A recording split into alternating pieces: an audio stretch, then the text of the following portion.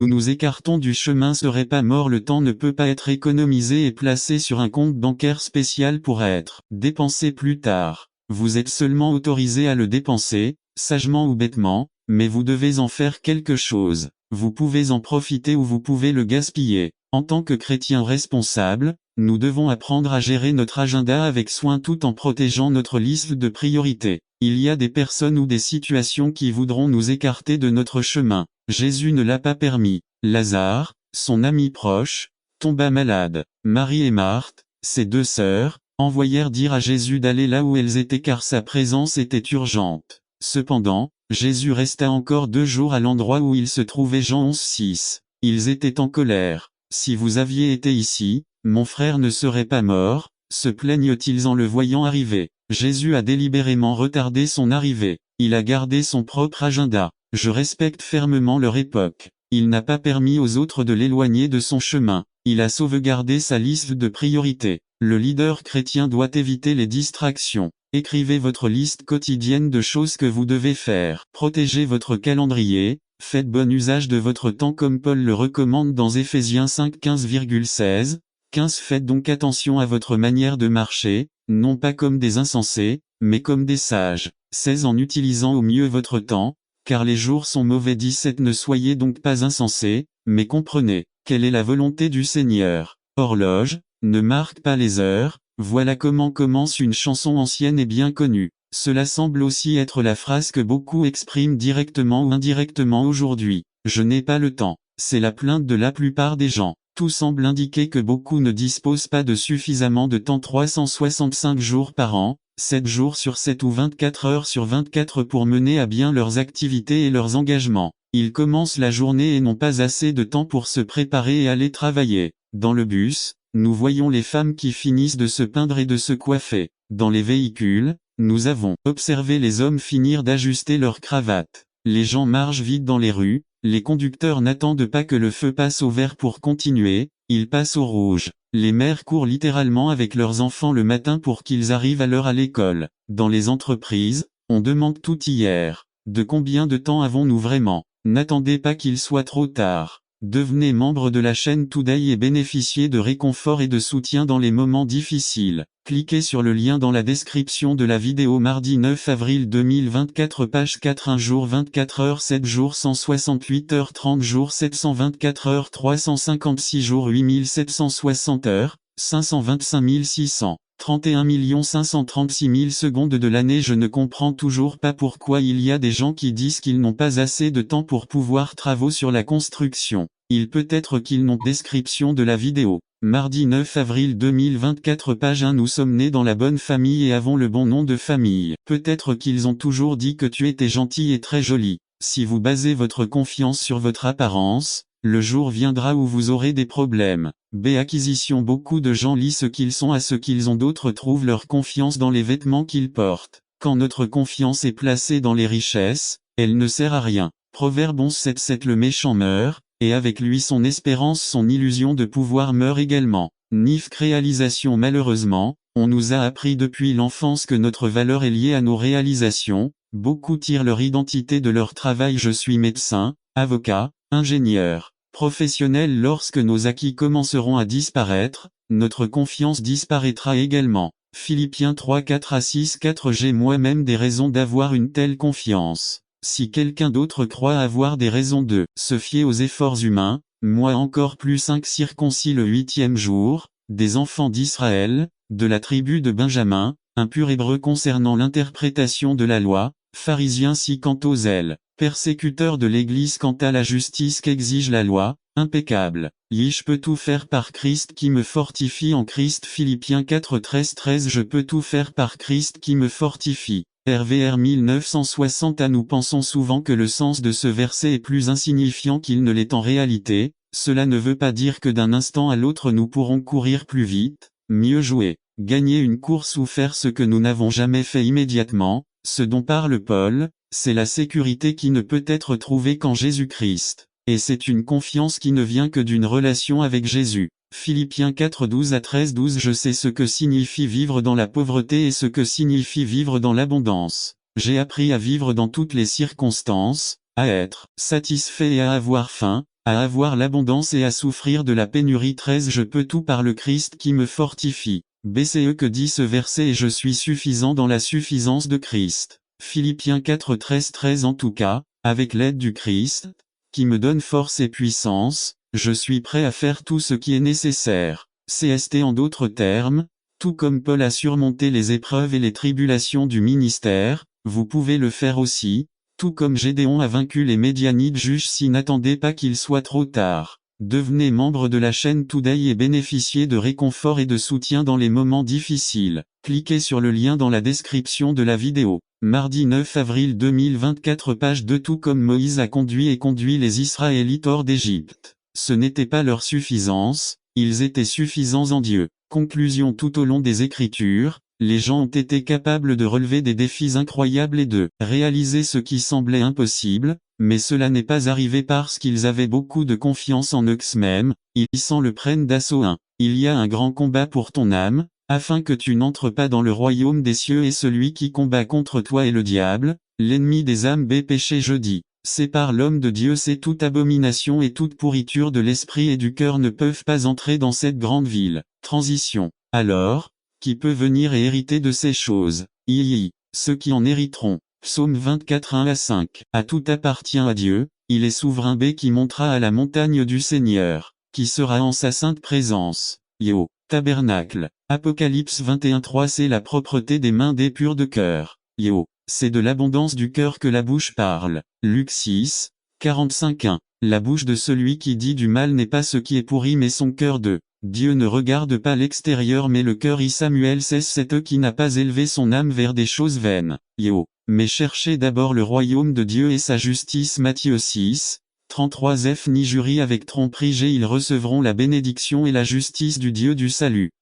C'est lui qui sauve le pécheur. Transition. La parole de Dieu est claire quant à savoir qui verra Dieu. N'attendez pas qu'il soit trop tard. Devenez membre de la chaîne Today et bénéficiez de réconfort et de soutien dans les moments difficiles. Cliquez sur le lien dans la description de la vidéo. Mardi 9 avril 2024 Page 2. Conclusion 1. Dans quel groupe es-tu aujourd'hui? 2. Vous pouvez changer votre statut devant Dieu aujourd'hui en prenant simplement la bonne décision. 3. Dieu est celui qui peut vous sauver et vous donner une vie nouvelle et vous permettre d'entrer dans cette nouvelle Jérusalem réservée et préparée pour le peuple de Dieu. 4. Acceptez Christ comme votre sauveur aujourd'hui. N'attendez pas qu'il soit trop tard. Devenez membre de la chaîne Today et bénéficiez de réconfort et de soutien dans les moments difficiles. Cliquez sur le lien dans la description de la vidéo. Mardi 9 avril 2024 Page 3 Comment réussir dans le royaume résumé. Beaucoup de nos frères tombent sur le champ de bataille. Le but de ce message est d'alerter l'Église et de montrer une stratégie efficace pour persévérer dans le Seigneur par Ama Fernandez. Comment réussir dans le royaume. Pasteur du royaume. Ama Fernandez Lecture. Acte 20-24 Mais je ne fais attention à rien et je ne considère pas non plus ma vie comme précieuse seulement que je termine ma course avec joie,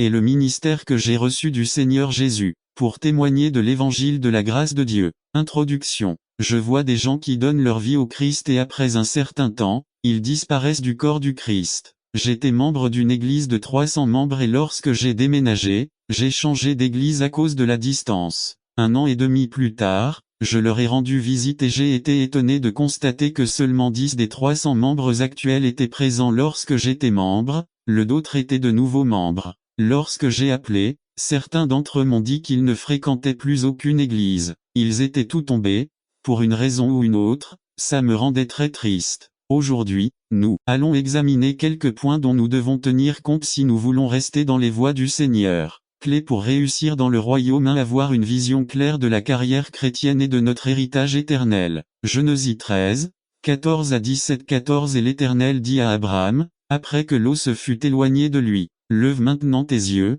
et regarde, de l'endroit où tu es, vers le nord, et vers le midi, et vers l'est, et vers l'ouest 15 Tout le pays que tu vois, je le donnerai à toi et à ta descendance pour toujours 16 Et je rendrai ta postérité comme la poussière de la terre car si quelqu'un peut compter la poussière de la terre, ta postérité sera aussi comptée 17 Lève-toi, parcours le pays dans toute sa largeur et dans toute sa largeur parce que je dois te le donner. Illustration. Dans son livre First Things First, l'auteur Stefan Covey parle de Viktor Frankl, un psychologue autrichien qui a survécu au camp de la mort des nazis allemands. Fanck l'a découvert quelque chose d'intéressant sur les raisons pour lesquelles certains ont survécu à des conditions horribles et d'autres non. Il a étudié certains facteurs, la santé, la vitalité, la structure physique, l'intelligence, les capacités de survie. Finalement, il a conclu qu'aucun de ces facteurs n'était le facteur responsable qui faisait la différence. Toutes les personnes qui ont pu survivre avaient une vision de l'avenir,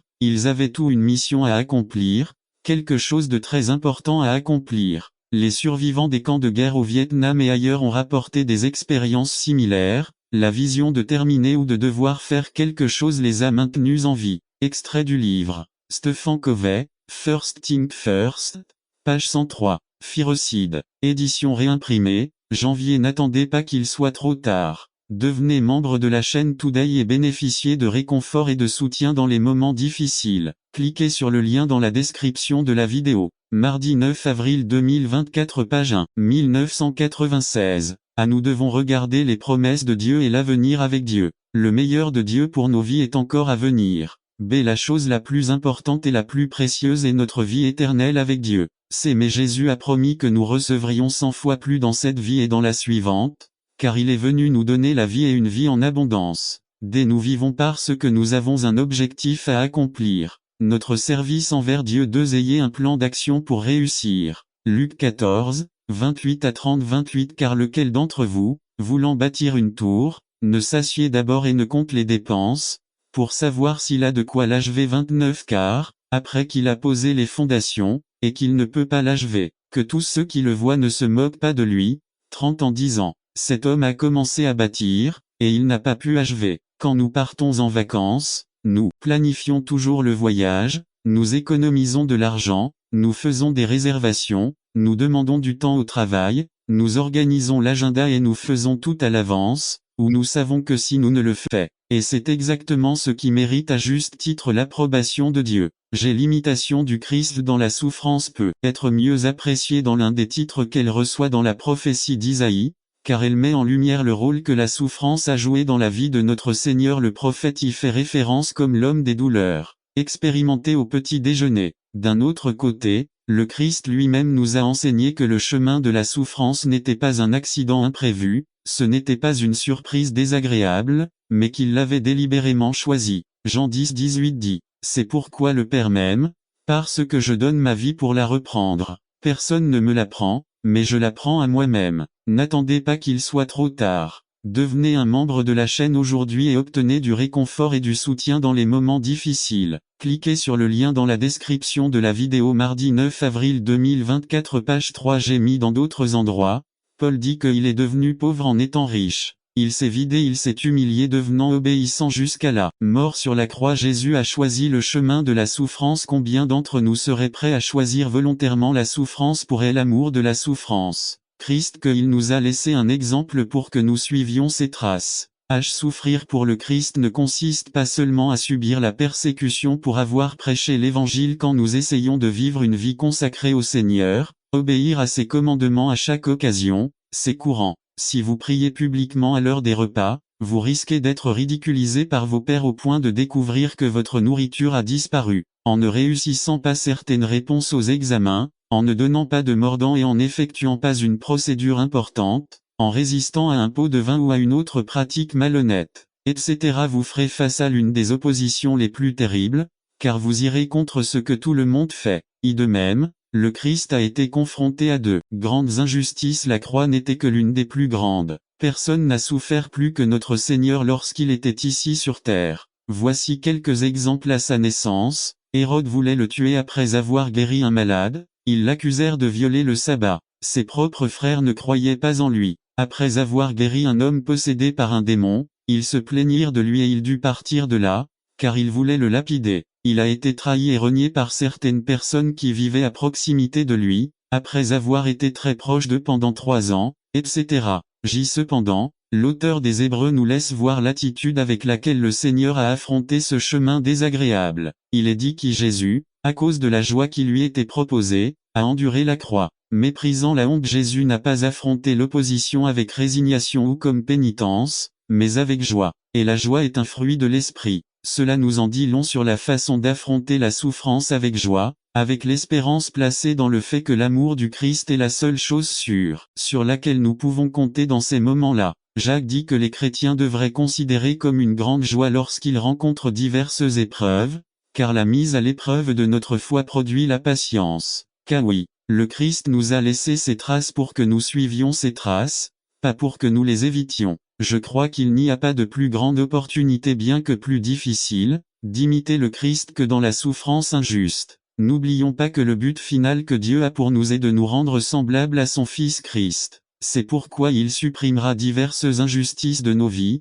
pour nous donner l'opportunité de grandir à l'image de notre Seigneur. Ne soyons donc pas surpris lorsque nous souffrons injustement, car la vie du Christ est le modèle qui doit nous aider, nous croyants, à comprendre notre passage dans ce monde. Quelqu'un a dit que ceux qui connaissent la voie de Dieu peuvent aussi la trouver dans les ténèbres. En souffrant pour le Christ, nous souffrons aussi avec le Christ. Nous souffrons pour lui lorsque notre foi et notre loyauté envers lui sont mises à l'épreuve. Mais nous souffrons avec lui à cause de notre marche quotidienne dans la vie qu'il nous a donnée. Monsieur, notre désir doit être le même que celui de Paul lorsqu'il dit « Ce que je veux, c'est connaître le Christ, sentir en moi la puissance de sa résurrection et sa solidarité dans ses souffrances. En devenant comme lui dans sa mort, 11 J'espère parvenir à la résurrection des morts. » Fil 3, d'IDHHII. La souffrance nous permet de savoir ce qui est dans notre cœur, et nous donne ainsi l'opportunité de développer le caractère du Christ VSS 22,23-22 qui n'a commis aucun péché, et qui ne s'est pas trouvé de tromperie dans sa bouche 23 qui,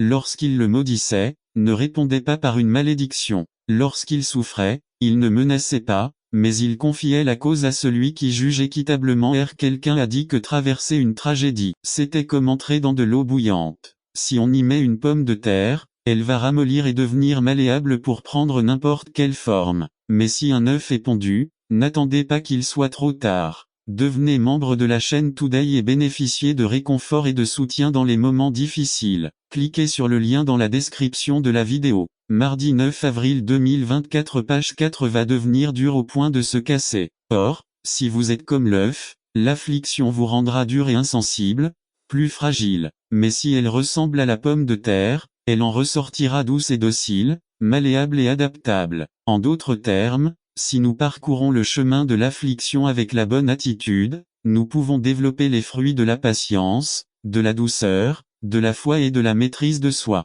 Cela peut paraître drôle, mais il faut demander à Dieu d'être comme une pomme de terre. Béocha 1, 3-9, Pierre nous donne une autre comparaison, tirée de la métallurgie. Les imperfections doivent bouillir pour pouvoir ressortir et purifier l'or. Et les relations sont un excellent pot à vapeur. Mais nous voulons que les amis, les femmes, les enfants et les frères dans la foi qui sont présanctifiés, il suffit de leur verser de l'eau chaude après la prédictutelle du révérend Felton, qui est maintenant avec le Seigneur. En mars de l'année prochaine, cette église fêtera ses 30 ans à cet endroit. Un événement formidable car beaucoup avant, frères Martinet ont essayé d'ouvrir des travaux ici et n'ont pas réussi. Cependant, Dieu a permis que cela perdure pendant toutes ces années. C'est pourquoi la famille Martinet souhaite partager avec vous, collaborateurs dans la foi, famille et amis, ce grand événement qu'est le miracle du salut. Prions en remerciant Dieu pour cela. Lecture de la Bible, Psaume 128. Lecture de l'arbre généalogique. Remise des cadeaux spéciaux pour les enfants à Eva Oliva. Boucle d'oreille en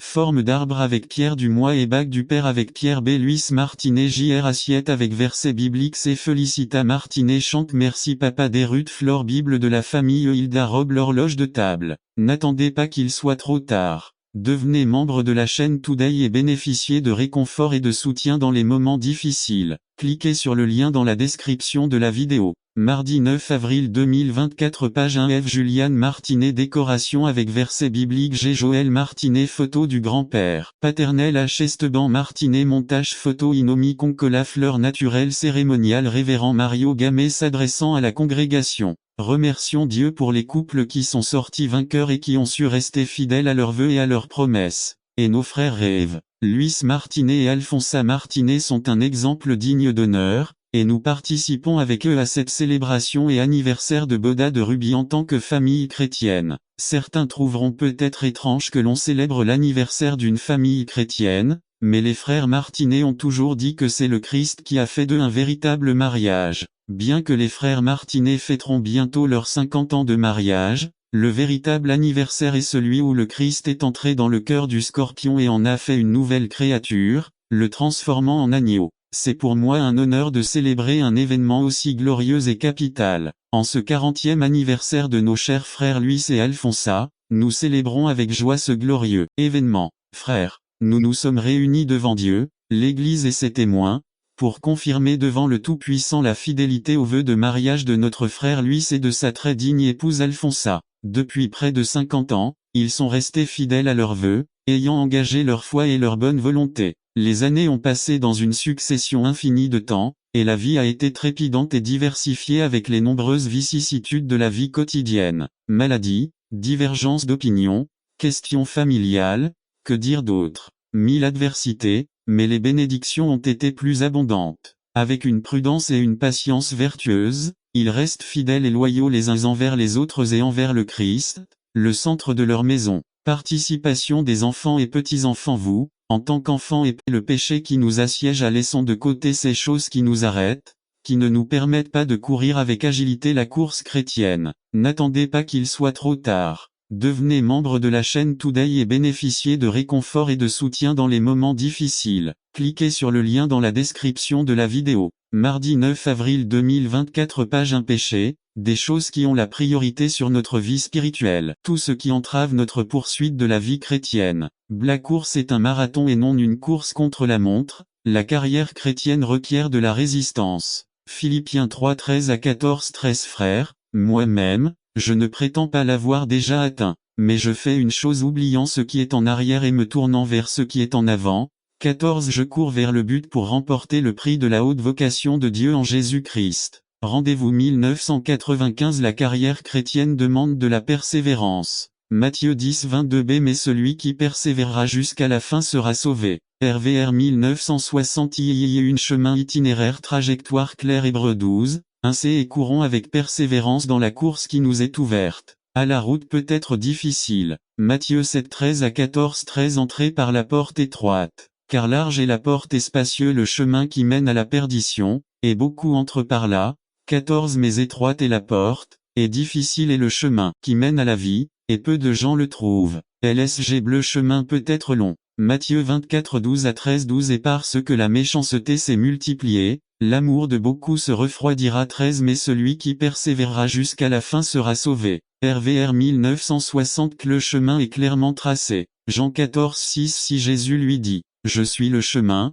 la vérité et la vie. Nul ne vient au Père que par moi. RVR 1960 Yves le plus grand héros. Hébreux 12 2 à 2 Fixant nos yeux sur Jésus, l'auteur et le perfectionneur de la foi. Ne nous concentrons pas sur les choses périphériques immédiates, les distractions de la vie. Atteindre les petites choses. Le chrétien doit se concentrer exclusivement sur Jésus. Conclusion Il a été établi que Jésus-Christ est notre plus grande inspiration. Il a enduré tant de persécutions, d'opposition et de souffrances, et pourtant il a vaincu la mort. N'attendez pas qu'il soit trop tard. Devenez membre de la chaîne Today et bénéficiez de réconfort et de soutien dans les moments difficiles. Cliquez sur le lien dans la description de la vidéo. Tu après 09 20 24. Page 2 Hébreux 12 2 Puesto los ojo en Jésus, el autor y consumador de la fe, el cual por el gozo puesto delante de el sufrió la cruz, menospreciando el oprobio, y se sentó à la diestra del trono de Dieu. Il faut alors se poser la question: quelle était la joie qui lui était proposée?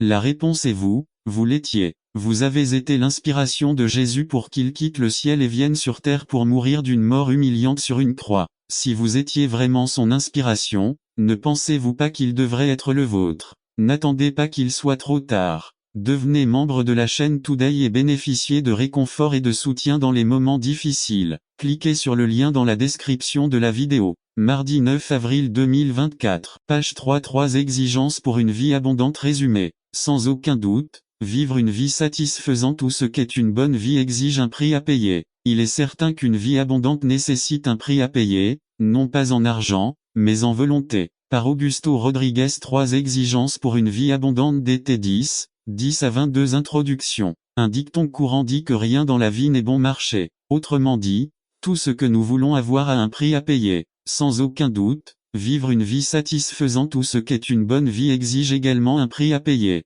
Cela pourrait bien être un travail dur, des sacrifices personnels et peut-être même de nombreuses années sans prendre de vacances. De la même manière, la vie abondante offerte par le Seigneur Jésus-Christ avait aussi un prix, la mort de Jésus, et pour notre part il y a aussi un prix que nous devons payer. Ce passage nous montre les conditions requises pour une vie abondante. Aujourd'hui, je veux vous parler de 3 exigences pour une vie abondante. 1. Débarrassez-vous de tout ce qui est païen dans votre cœur. 10-16. Païen, littéralement une personne qui possède ou vénère de nombreux dieux. Cela fait également référence à l'idolâtrie, qui consiste à donner à quelque chose ou à quelqu'un la place qui appartient à Dieu. Expliquez le verset. C'est une expression qui illustre l'élimination du pécheur. Mais cela nous parle aussi de nous engager envers le Seigneur. Rappelons que la circoncision était un signe d'alliance avec Dieu. Application. Cela signifie susciter la bénédiction de Dieu. Vous devez comprendre que Dieu veut vous bénir, mais votre cœur est rempli de tellement de choses qu'il n'y a pas de place pour Dieu.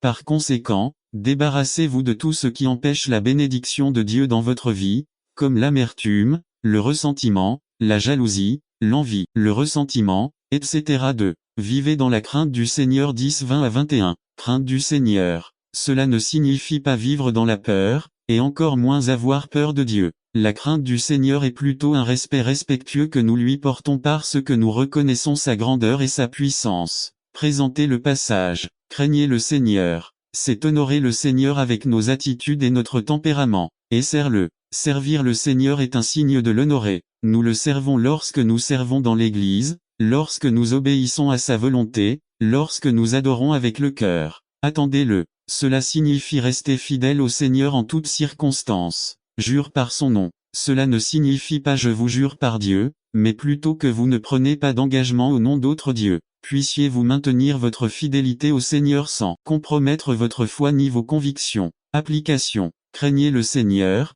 c'est reconnaître qui il est, et donc vivre en sachant que tout ce que je fais et tout ce que je suis mérite son respect. Prof 1, 7 dit que la crainte de main vint mais ils n'obéirent pas à Moïse, mais certains l'abandonnèrent pour un autre jour, et il produisit des versets pourris et Moïse était en colère contre eux. C'était ainsi parce que Dieu ne voulait pas que les Israélites aient confiance en eux-mêmes, mais plutôt que leur confiance soit en Dieu pour leur donner leur pain quotidien notre pain quotidien. Une partie de la vie par la foi consiste à demander les choses nécessaires pour notre vie quotidienne. Quand il y a tant de choses, disons importantes, lorsqu'il y a de grands besoins dans notre vie, notre famille, notre Église et le monde, comment Dieu veut-il que nous le dérangions avec les choses de tous les jours? Nous pensons comme ça, n'est-ce pas? Mais Dieu veut tout. Dieu a promis de prendre notre fardeau comme si c'était son propre fardeau, il suffit de le demander. N'attendez pas qu'il soit trop tard. Devenez membre de la chaîne Today et bénéficiez de réconfort et de soutien dans les moments difficiles. Cliquez sur le lien dans la description de la vidéo mardi 9 avril 2024 page 1. C'est une chose difficile, n'est-ce pas? Parfois, nous oublions que Dieu ne dira pas « assez », c'est assez. Vous avez demandé votre limite pour l'instant. Tu m'as demandé de te soigner il y a 2 jours, et maintenant je ne vais pas te répondre avant un moment. Dieu n'est pas comme ça. Regardez ce que Jésus nous dit un chapitre plus loin, dans Matthieu 7,7. Demandez, et il vous sera donné. Cherchez et vous trouverez, frappez, et on vous ouvrira. 8 Car celui qui demande reçoit et celui qui cherche trouve et à celui qui frappe, on ouvrira. 9 Quel homme parmi vous à qui, si son fils demande du pain, lui donnera-t-il une pierre? 10 Et s'il demande un poisson, lui donnera-t-il un serpent? 11 Si donc, étant méchant, vous savez donner de bonnes choses à vos enfants, combien plus votre Père qui est aux cieux donnera-t-il de bonnes choses à ceux qui les lui demandent? Il faut demander des choses de notre quotidien ainsi que des cas exceptionnels. Dieu veut nous répondre, et il veut les réaliser, il suffit de le demander. Demandez-lui. N'attendez pas qu'il soit trop tard. Devenez membre de la chaîne Today et bénéficiez de réconfort et de soutien dans les moments difficiles. Cliquez sur le lien dans la description de la vidéo. Mardi 9 avril 2024 page 2 numéro 2 Your Kingdom comme résumé partie 2 de la série par Jason Noble leçon 2 Matthieu 6, dit que votre royaume vienne, que ta volonté soit faite sur la terre comme au ciel. 1. Son royaume Votre royaume viendra. Lorsqu'on parle du royaume de Dieu, on peut parler de plusieurs choses. Par exemple, lorsque Jésus a dit, Mt 6:33 Mais cherchez d'abord le royaume de Dieu et sa justice, et toutes ces choses vous seront données par surcroît. Cela signifie que les chrétiens doivent regarder vers le ciel, ou se concentrer sur les choses d'en haut célestes et pas terrestres. Une autre signification est, Colossiens 13 qui nous a délivrés de la puissance des ténèbres et nous a transférés dans le royaume de son Fils bien-aimé. Notez qu'il est écrit transféré, cela vient du passé. Bien sûr, nous ne sommes plus au paradis, n'est-ce pas? Alors, que signifie cette signification? Cela signifie que notre nom est transféré dans le livre de la vie, c'est-à-dire que nous sommes déjà des citoyens, il nous suffit d'y arriver. Je pense qu'il fait référence à ce royaume, parce qu'il dit que sa reine vient, c'est-à-dire que même si elle n'est pas là maintenant, elle vient, et nous pouvons le voir. Jésus n'a pas encore établi son royaume. Nous attendons le jour qui accomplira la promesse de Apocalypse 11:15. Et le 7e ange sonna de la trompette, et il y eut de fortes voix dans le ciel, disant, les royaumes du monde sont devenus les royaumes de notre Seigneur et de son Christ et il régnera pour toujours et à jamais. Sa venue finale lorsque ce monde sera transformé selon son plan parfait, quand le diable sera jugé et jeté dans l'étang de feu. Savez-vous que le diable n'est pas en enfer? 1 Pierre 5, 8. Soyez modérés et soyez vigilants car votre adversaire le diable, comme un lion rugissant, se promène, cherchant qui il dévorera. Job 1, 7 Et l'Éternel dit à Satan, d'où viens-tu? Et Satan répondit à Jéhovah, en disant, faire le tour de la terre et la parcourir de. Jésus à Gethsémani a prié pour que la volonté de Dieu soit faite, que ta volonté soit faite, sa volonté dont n'attendez pas qu'il soit trop tard. Devenez membre de la chaîne aujourd'hui et obtenez du réconfort et du soutien dans les moments difficiles. Cliquez sur le lien dans la description de la vidéo. 9 mars, avril 2024 page 1 Nous devons être d'accord avec sa volonté. Et il y a sa volonté écrite volonté et sa volonté personnelle pour nos vies. Quand c'est écrit dans sa parole c'est sa volonté écrite Je vous donne un exemple. Partagez Jésus si Dieu me veut 3. Sa perfection comme au ciel, donc aussi sur terre. Imaginez si la terre serait comme le ciel. Savez-vous qu'au ciel tout se passe exactement selon la volonté de Dieu? Mais ici, nous pouvons être en dehors de la volonté de Dieu. Et cela ne veut pas dire en dehors du plan de Dieu. Parce que Dieu a vu le début et la fin. Rien n'est une surprise. Mais nous avons le libre arbitre. Nous pouvons choisir Dieu ou Satan. Jésus dit que nous devons prier pour que nous soyons dans la volonté de Dieu comme ici si nous étions au ciel maintenant. N'attendez pas qu'il soit trop tard. Devenez membre de la chaîne Today et bénéficiez de réconfort et de soutien dans les moments difficiles. Cliquez sur le lien dans la description de la vidéo. Mardi 9 avril 2024 page 2 Le pouvoir du langage résumé. Ce que vous dites a le pouvoir de construire ou de détruire. Apprenons à parler pour être bénis. Les 10 cours de langue différents. Par Samuel Malaf Sujet. Le pouvoir de la langue record biblique. Proverbe 18, 20 à 24 Luc 6, 45 Introduction. Saviez-vous que chaque mot qui sort de votre bouche a un tel pouvoir qu'avec lui vous pouvez apporter bénédiction ou malédiction? Vous pouvez construire ou détruire. Saviez-vous également que chaque mot qui sort de votre bouche reflète clairement ce qui se trouve dans votre cœur? Comment parlez-vous à vos enfants, votre conjoint, votre mère et votre père, vos frères et sœurs? J'ai été déçu par une paire de Nike lors d'une visite que j'ai effectuée avec Elina, ma femme, à Séoul, en Corée du Sud, où s'est déroulée la Coupe du Monde il y a quelques années. Ils m'ont dit que les plus grandes usines de la marque Nike se trouvaient en Corée et que les baskets y étaient très bon marché. Il arrive que maintenant vous puissiez acheter des Nike à bas prix, mais à cette époque, elles coûtaient plus de $100 la paire 3. J'ai vu une pancarte indiquant basket Nike, $20. Ah, j'ai dit à Elina, voici ma chance d'acheter une paire de Nike. Ils étaient très jolis. Je les ai portés dans l'avion pour rentrer en Californie pour que tout le monde puisse voir que je portais des Nike 4. Ils étaient blancs avec des rayures vertes, très attrayants. Ils ont attiré beaucoup d'attention. Il m'est arrivé que moins d'un mois après les avoir utilisés, j'ai remarqué qu'ils étaient tout crus d'un côté. Oh, mes fameuses Nike, quelle douleur 5. J'ai découvert que mes Nike étaient fausses. Quelle victoire durement gagnée. J'avais en fait perdu $20,006. Combien de victoires avez-vous déjà remportées dans votre vie? Combien de Nike? Combien de cris de joie avez-vous poussé pour des victoires pour découvrir en peu de temps que c'était faux? 7. De combien de victoires êtes-vous déjà heureux?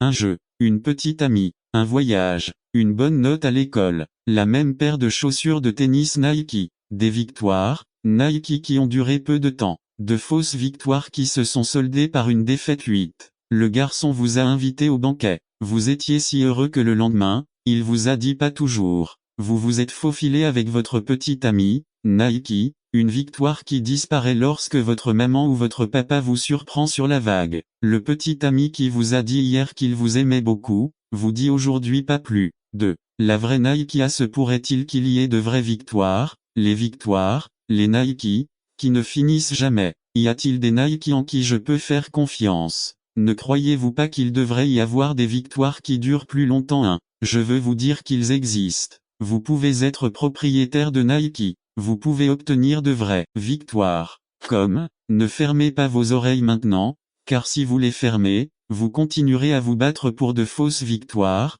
qui ne durent pas longtemps. Écoutez maintenant, 1 Jean 5:4-5. Car tout ce qui est né de Dieu triomphe du monde et c'est la victoire Nike qui a vaincu le monde notre foi. Qui est celui qui a vaincu Nike le monde, sinon celui qui croit que Jésus est le Fils de Dieu. 2. Les vraies victoires, nos victoires, les vrais Nike viennent de Dieu. C'est une victoire complète et éclatante. Il n'y a pas de procès ni de discussion, même avec un arbitre car nous pensons qu'ils ont mal agi. N'attendez pas qu'il soit trop tard. Devenez membre de la chaîne Today et bénéficiez de réconfort et de soutien dans les moments difficiles. Il dit que sa parole rend les simples sages. L'un des domaines dans lesquels nous avons besoin de la sagesse de Dieu pour prendre des décisions est celui du travail. Concernant le travail, il y a beaucoup de décisions à prendre et parfois nous ne sommes pas très judicieux dans les prises. Certains méprisent le travail au point de dire, regardez si le travail n'est pas quelque chose de terrible qu'ils doivent même vous payer pour le faire. D'autres, de leur côté, idolâtrent le travail au point de tout sacrifier pour lui. En tant que chrétien, il est important de comprendre comment Dieu veut que nous pensions et agissions en matière de travail. Nous pouvons définir le travail comme cet effort mental ou physique visant à accomplir le commandement de Dieu de gouverner la terre,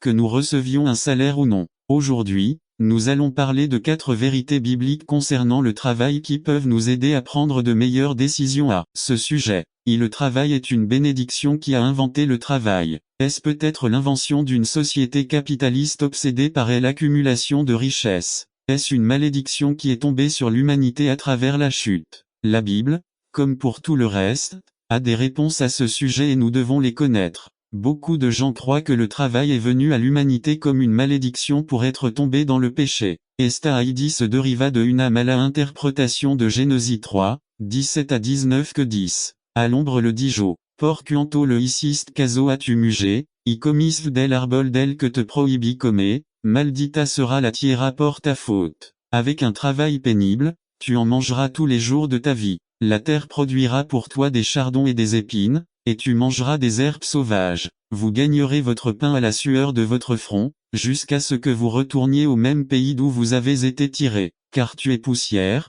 et tu retourneras à la poussière. N'attendez pas qu'il soit trop tard. Devenez membre de la chaîne Today et bénéficiez de réconfort et de soutien dans les moments difficiles. Cliquez sur le lien dans la description de la vidéo mardi 9 avril 2024 page incertain. En lisant les mots à la sueur de ton visage tu mangeras du pain jusqu'à ton retour sur terre. Pense qu'à cette époque le travail était institué comme une sorte de punition ou de conséquence du péché. Mais ces paroles ne veulent pas dire qu'avant la chute il n'y avait pas de travail, mais plutôt que le travail, activité instituée par Dieu dès la création et avant la chute, deviendrait compliqué et difficile parce que la terre était sous la malédiction du péché. Nous ne pouvons en aucun cas conclure qu'aujourd'hui nous travaillons à cause du péché. En fait, la Bible nous montre que l'ouvrier par excellence est Dieu lui-même. G1. Dieu n'est pas une personne paresseuse et désobligeante. Jésus a dit, « Mon Père travaille jusqu'à présent » Jean 5:17.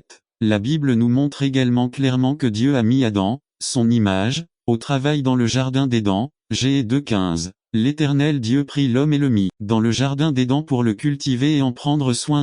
Adam n'était pas dans une station balnéaire d'Éden, il travaillait. Comme on le voit, les travaux existaient déjà, avant même l'automne. Bien entendu, la chute est venue compliquer les choses. Aujourd'hui, nous faisons de gros efforts et la sueur coule sur nos visages, mais nous n'obtenons que très peu de résultats. La terre était maudite par le péché et asservie à la futilité. Mais il attend sa délivrance lorsque les fils de Dieu seront révélés. Romains 8, 19-21. Ne considérons donc pas le travail comme une malédiction, mais plutôt comme une bénédiction. Le travail n'est pas une invention humaine, mais le plan de Dieu pour la vie de ses images. Si vous avez tendance à voir le travail avec une mauvaise attitude, Si vous voyez le travail comme votre ennemi ou votre malédiction, vous devez renouveler votre vision avec la vérité biblique. Le travail est une bénédiction. Lorsque nous travaillons, nous reflétons notre Père qui travaille aussi. 2. Le travail est une obligation. Dans 2 Thessaloniciens 3 11-12, il est dit, « Nous avons appris qu'il y en a parmi vous qui sont paresseux, qui ne travaillent à rien et qui ne s'occupent que de ce qui ne leur importe pas. Nous ordonnons et exhortons ces personnes dans le Seigneur Jésus-Christ à se mettre tranquillement au travail pour gagner leur vie. » Il y a eu un problème à Thessalonique. Le problème était que certains membres de la congrégation vivaient dans le désordre. Que faisaient-ils? Ayant la capacité physique et mentale de le faire, ils ne travaillaient pas. Ce n'est pas qu'ils ne pouvaient pas travailler, mais ils ne voulaient pas le faire. L'apôtre exhorte les paresseux et soulève le devoir de travailler. Paul dit que la solution est que en travaillant tranquillement, ils mangent leur propre pain. Et de là vient la fameuse phrase si souvent évoquée. Si quelqu'un ne veut pas travailler, ne mange pas non plus. Pour tous ceux qui ont la capacité physique et mentale de le faire, le travail n'est pas une option. Le travail est un devoir, c'est une obligation. Rappelez-vous, nous parlons de travail, qu'il soit volontaire ou rémunéré. Grâce au travail, nous parvenons à dominer la terre et à gagner notre vie. Dans une autre épître, Paul va jusqu'à dire que celui qui ne prend pas soin de son peuple est pire qu'un incroyant. Il a même renié la foi en refusant de subvenir à ses besoins. 1 Thm 5:8. Il nous est également dit dans Éphésiens 4:8 que celui qui a volé ne doit plus le faire mais doit travailler pour partager avec ceux qui sont dans le besoin. Le travail est obligatoire si nous voulons plaire à Dieu. Le travail n'est donc pas une option pour ceux d'entre nous qui ont les capacités physiques et mentales pour le faire. Ne cherchons pas des moyens de ne pas travailler. Si vous avez tendance à la paresse et à une vie facile, vous devez vous rappeler que le travail est une obligation. Dieu nous veut actifs, diligents et productifs. Le travail n'est pas la vie. N'attendez pas qu'il soit trop tard. Devenez membre de la chaîne Today et bénéficiez de réconfort et de soutien dans les moments difficiles. Cliquez sur le lien dans la description de la vidéo. Mardi 9 avril 2024 page 2. Pour certains le problème n'est pas la paresse, mais la place qu'ils accordent au travail. Certains d'entre nous ont du mal à faire passer le travail avant tout. Nous en faisons la raison, le but et le sens de la vie. Il y a des gens pour qui le travail, qu'il soit rémunéré ou non, est la vie. Ils le mettent au-dessus de Dieu, de la famille et de l'Église, de la santé, etc. La Bible dit dans Ecclésiaste 4:8, « Un homme est seul, sans successeur, sans fils ni frère. Il ne cesse jamais de travailler, ses yeux ne sont pas remplis de richesses, et il ne se demande pas non plus, pour qui est-ce que je travaille et prive ma vie de tout bien-être. Cela aussi est vanité et travail acharné. » Le livre de l'Ecclésiaste est une réflexion sur la futilité de la vie vécue sans Dieu comme centre. Les gens aspirent au pouvoir, à la richesse, au travail, remplaçant Dieu dans leur vie. Ils sacrifient tout pour un peu plus de pouvoir, pour un peu plus de richesse, pour un peu de renommée, pour un peu plus de position. Mais le problème c'est que vous n'êtes jamais satisfait et qu'à la fin vous vous privez de choses importantes et durables comme des moments avec vos enfants, avec votre conjoint, avec vos frères et sœurs. Ceux qui mettent le travail au cœur de leur vie, au fil des années, finissent par regretter de ne pas avoir mis Dieu au centre pour pouvoir profiter des bénédictions que procure le travail. Un pasteur a déclaré, « Je n'ai jamais vu une personne sur son lit de mort regretter de ne pas avoir passé plus de temps au bureau ou dans les affaires. Ce que j'ai toujours constaté, c'est que les gens regrettent de ne pas avoir passé plus de temps avec leurs enfants, avec leurs conjoints ou de ne pas avoir consacré plus de temps au service de leurs voisins. Le travail n'est pas la vie. Le travail est une bénédiction, c'est une obligation, mais ce n'est pas la raison de vivre. Cet endroit appartient à Dieu. Le mettre au centre est la seule façon pour nous de pouvoir profiter du fruit de nos efforts, car nous le ferons avec sagesse et pour sa gloire.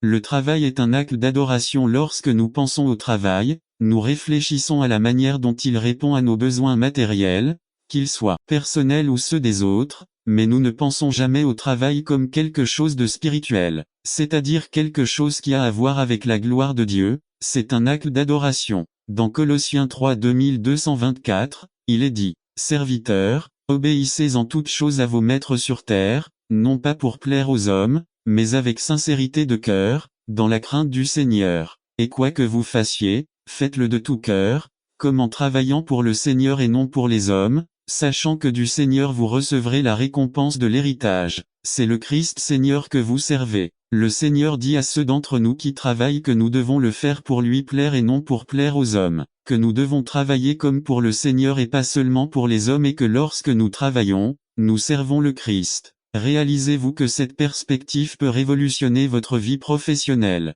Cette perspective vous dit de ne pas travailler pendant 15 jours, mais d'honorer Dieu. Ne travaillez pas pour rendre votre patron heureux, mais pour plaire à Dieu. Que, lorsque vous faites un travail pour l'entreprise dans laquelle vous travaillez pour Christ. Quelle que soit votre profession légale bien sûr, que vous changiez des canalisations ou répariez des ordinateurs, que vous changiez des couches ou vendiez des objets, que vous instruisiez des enfants ou ramassiez des ordures, que vous gériez le personnel d'une entreprise ou que vous laviez et repassiez, lorsque vous travaillez, vous pouvez glorifier Dieu avec ce que vous faites. Au-delà du salaire, quelle que soit la popularité de votre travail, combien il peut être monotone et fatigant, rappelez-vous vous êtes un serviteur du Christ. Vous adorez Dieu en travaillant. Conclusion: n'attendez pas qu'il soit trop tard. Devenez membre de la chaîne Today et bénéficiez de réconfort et de soutien dans les moments difficiles. Cliquez sur le lien dans la description de la vidéo. Mardi 9 avril 2024 page 3. Comme c'est quelque chose de si quotidien et qui nous appartient tellement,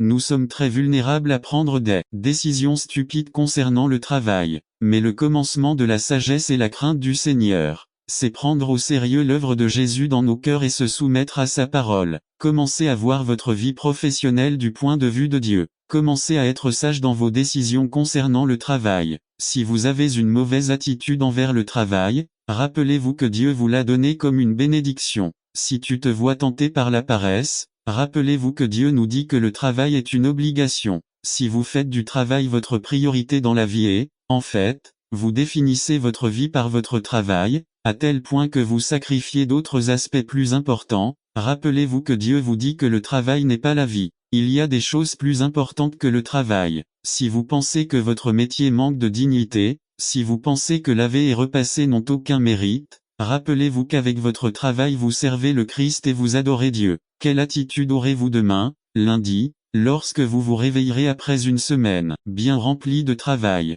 Quelle décision prendrez-vous concernant comment, quand, où et pourquoi travailler? Par la grâce de Dieu, vous pouvez vous réveiller reconnaissant envers Dieu pour la bénédiction du travail, avec la joie de remplir votre devoir devant Dieu, en remettant le travail à sa juste place sous la seigneurie de Dieu et avec la joie d'aller au-delà du salaire et fatigue, servir le seul qui mérite toute votre adoration. N'attendez pas qu'il soit trop tard. Devenez membre de la chaîne Today et bénéficiez de réconfort et de soutien dans les moments difficiles. Cliquez sur le lien dans la description de la vidéo. Mardi 9 avril 2024 page 4. Le père du prodigue résumé. On parle toujours du fils prodigue, mais qu'en est-il du père de ce fils? Par Cray Benet, le pape du prodigue LC 15, 11 à 24. Le pourvoyant de la famille, le maître de la maison, se rendra compte de la manière dont nous avons subvenu aux besoins de notre famille à Tim 5. Lui, si quelqu'un ne prend pas soin de son peuple, et surtout de ceux de sa maison, il a renié la foi et est pire qu'un incrédule. Nourriture, vêtements, abri, protection, conseil, motivation, amour, etc. La mère et les enfants souffrent lorsque le père n'est pas responsable. 2. Fournir un héritage à ses enfants. Prof 13, 22. Un homme bon laissera un héritage aux enfants de ses enfants, mais ce que possède un pécheur est réservé aux justes. Héritage physique et spirituel, l'aîné a reçu une double part. Le plus jeune savait qu'un héritage l'attendait aussi. Quel genre d'héritage préparez-vous pour vos enfants? Proverbe 22:1. Une bonne réputation vaut mieux que de grandes richesses et pour être apprécié, plus que l'argent et l'or, il ne devrait pas arriver qu'un jeune homme ait honte d'indiquer qui est son père. Il a reconnu le droit de son fils de choisir son propre voie. Quand vous devenez adulte, vous devez laisser vos enfants prendre leurs propres décisions, pas la règle. Pour les enfants et adolescents au temps de la Bible, on était reconnu comme homme qu'à 30 voire 40 ans. Au fur et à mesure qu'il grandissait, son père accepta de lui donner son héritage et lui permit de sortir, même dans le mauvais chemin. N'attendez pas qu'il soit trop tard. Devenez membre de la chaîne Today et bénéficiez de réconfort et de soutien dans les moments difficiles. Cliquez sur le lien dans la description de la vidéo. Mardi 9 avril 2024 page 1. Nous avons besoin de la sagesse de Dieu et de la maîtrise de soi pour ne pas contrôler la vie de nos enfants qui sont plus âgés et qui ont quitté la maison. Malgré tout, Le père doit assurer à son fils qu'il existe un moyen de sortir de son erreur. Il ou elle doit savoir qu'il ou elle peut rentrer chez lui. Nous ne parlons pas de coutume, mais nous parlons d'être de nouvelles créatures avec une nouvelle vie. IV. Le prêtre chef spirituel de la famille guide la famille dans les choses spirituelles. Isa 38, 19. Celui qui vit, c'est celui qui te remercie, comme je le fais maintenant. Le Père fait connaître ta fidélité à ses enfants pour donner un bon exemple. Le fils prodigue, lorsqu'il revint à lui, se souvint de son père et savait qu'il l'aimait et qu'il l'accepterait à nouveau. V. L'intercesseur familial au temps biblique. Les parents offraient des sacrifices pour la famille. Job priait chaque jour pour ses enfants. Aujourd'hui, c'est encore le devoir du père d'intercéder pour ses enfants. Lorsque le fils prodigue rentra chez lui, il trouva son père attendant lui. V. Son père avait la foi que son fils allait se repentir et revenir. Vos enfants sont-ils inquiets que leur père prie pour eux? Si il n'a pas réussi le procès ni condamné son fils, le fils est rentré à la maison avec un esprit contrit. Il s'est repenti et il n'était pas nécessaire de le gronder ou de le frapper, il l'a serré dans ses bras. V. Nous avons besoin de parents compatissants qui savent montrer de l'amour à leurs enfants. Pas seulement cracher des paroles creuses. Il était reconnaissant que son fils soit revenu. Il a organisé une fête pour montrer sa gratitude et son amour. Il l'a restauré comme un fils, pas comme un esclave vieilli. Il a aimé ses enfants également. La blague de Mario HDZ. Il n'a pas accordé de faveur particulière à l'un plus qu'à l'autre. N'attendez pas qu'il soit trop tard. Il était ennemi de la croix parce qu'il ne la prenait pas au sérieux. C'était de mauvais témoignages. B. Notre mort au péché et notre nouvelle vie en Christ doivent être vues clairement. N'attendez pas qu'il soit trop tard. Devenez membre de la chaîne Today et bénéficiez de réconfort et de soutien dans les moments difficiles. Cliquez sur le lien dans la description de la vidéo. Mardi 9 avril 2024, page 2. Sachant cela, que notre vieil homme a été crucifié avec lui, afin que le corps du péché soit détruit, afin que nous ne servions plus le péché. Romains 6:6-2. Leur fin sera la destruction. A le mot perdition, perte éternelle, identique à Jean 3:16. B. Ces gens n'avaient vraiment pas le salut. Sa vie l'a prouvé. C'est l'exemple de l'arbre. Matthieu 7, 15-20. Tout arbre qui ne porte pas de bons fruits est coupé et jeté au feu. Ainsi, c'est à leurs fruits que vous les reconnaîtrez. Matthieu 7, 19-23. Votre Dieu et votre ventre. A le mot ventre, appétit ou désir. Cela régissait leur vie. B. Certains appétits sont valables, mais d'autres ne le sont pas. La nourriture est pour l'estomac et l'estomac est pour la nourriture. Il en est ainsi, et Dieu les détruira tous deux. Mais le corps n'est pas pour l'immoralité sexuelle mais pour le Seigneur, et le Seigneur pour le corps. 1 Corps 6, 13 Nif 4. Sa gloire et sa honte. Ils se sont vantés de ce dont ils devraient avoir honte. B. Ce qu'ils font doit être honteux et ne participez pas aux œuvres infructueuses des ténèbres, mais réprimandez-les plutôt parce qu'il est honteux de parler même de ce qu'ils font en secret. Éphésiens 5, 11-12, 5. Ils ne pensent qu'aux choses terrestres. Ils se concentraient entièrement sur les choses de ce monde. B. Nous ne devons pas laisser ce monde nous mettre dans son moule. L'exemple de l'eau et de la pâte à modeler. Romains 12:2. Ils n'ont pas compris que nous avons la liberté en Christ de vivre selon ses desseins. Les raisons pour lesquelles devrions-nous vivre différemment du monde. Nous avons une autre citoyenneté. 1. Le mot ma indique le contraste de. La ville de Philippe était une colonie romaine et les habitants étaient des citoyens romains. Ils connaissaient très bien les avantages et les responsabilités de la citoyenneté romaine. N'attendez pas qu'il soit trop tard. Devenez membre de la chaîne Today et bénéficiez de réconfort et de soutien dans les moments difficiles. Cliquez sur le lien dans la description de la vidéo. Mardi 9 avril 2024, page 3.3. Notre citoyenneté est au ciel et nous avons la responsabilité de représenter notre Seigneur Jésus-Christ et son évangile. L'exemple d'un Mexicain qui va vivre en Chine. 4. En tant qu'étranger, nous devons s'abstenir des désirs charnels. Bien-aimés, je vous supplie en tant qu'étranger et pèlerin, de vous abstenir des désirs charnels qui combattent l'âme. Pierre 2, 11. Représenter Christ. Nous sommes donc des ambassadeurs au nom de Christ. 2 Corinthiens 5, 20 AB. Nous avons une autre espérance. 1. Jésus-Christ reviendra pour nous. Nous sommes dans une situation temporaire. 2. Jésus-Christ va changer nos corps. Nous avons des corps temporaires. La bataille que Pablo a ressentie et que nous ressentons est réelle, mais il y a de l'espoir. Romains 7, 22-25. 3. Un jour, nous verrons que cela valait la peine de vivre pour Christ dans ce monde. Exemple d'une goutte d'eau comparée à une mer pleine d'eau. Dans ce monde-ci, nous avons la liberté en Christ de vivre selon ses desseins. IV. Application. Une formule pour déterminer ce qui est bon et ce qui est mauvais. Tout m'est permis, mais tout n'est pas pour mon bien. Corinthiens 6, 12. À question numéro 1. Est-ce pour mon bien physique, spirituel et intellectuel tout m'est permis, mais je ne laisserai rien me dominer. Corinthiens 6:12b. Question numéro 2. Me placez-vous sous votre domination? C'est pourquoi, si mon alimentation fait tomber mon frère, je ne mangerai jamais de viande, afin de ne pas le faire tomber dans le péché. Corinthiens 8:13. Question numéro 3. Est-ce que cela m'amène à blesser les autres? En conclusion, que vous mangiez, buviez ou fassiez autre chose, faites tout pour la gloire de Dieu.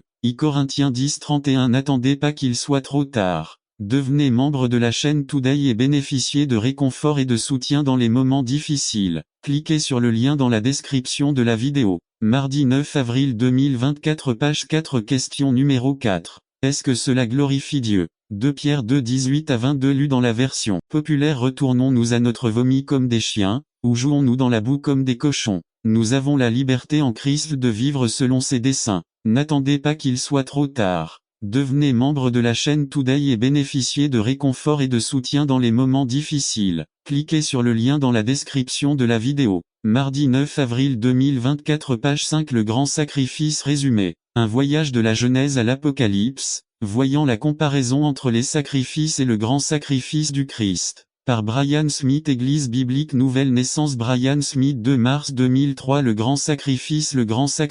Introduction. Aujourd'hui, nous célébrerons la Sainte Seine et nous nous souviendrons de la mort du Christ à notre place. Nous savons que c'est un commandement du Christ pour nous, et qu'il symbolise le corps et le sang du Christ, mais comprenons-nous vraiment pourquoi nous le célébrons? Quelles sont les racines de cette célébration? Qu'est-ce que tout cela a à voir avec le système sacrificiel de l'Ancien Testament? Si nous voulons comprendre profondément tout ce que cela signifie, nous devons revenir au début et voir qu'avant la chute de l'homme, Dieu avait un plan pour nous apporter le salut. Ce plan commence à être vu dans le livre de la Genèse dans la Bible, et continue à être vu jusqu'à ce que nous atteignions le livre de l'Apocalypse. Aujourd'hui, nous ferons un voyage éclair à travers l'histoire biblique, en faisant quelques arrêts à des passages clés. Alors attachez vos ceintures. Un verset clé. Le lendemain, Jean vit Jésus venir à lui et dit: Voici l'agneau de Dieu qui ôte le péché du monde. Jean 1:29. Prière. L'auteur John F. Walvoord dit ceci: les sacrifices de l'Ancien Testament sont clairement destinés à être un aperçu ou un type du sacrifice du Christ.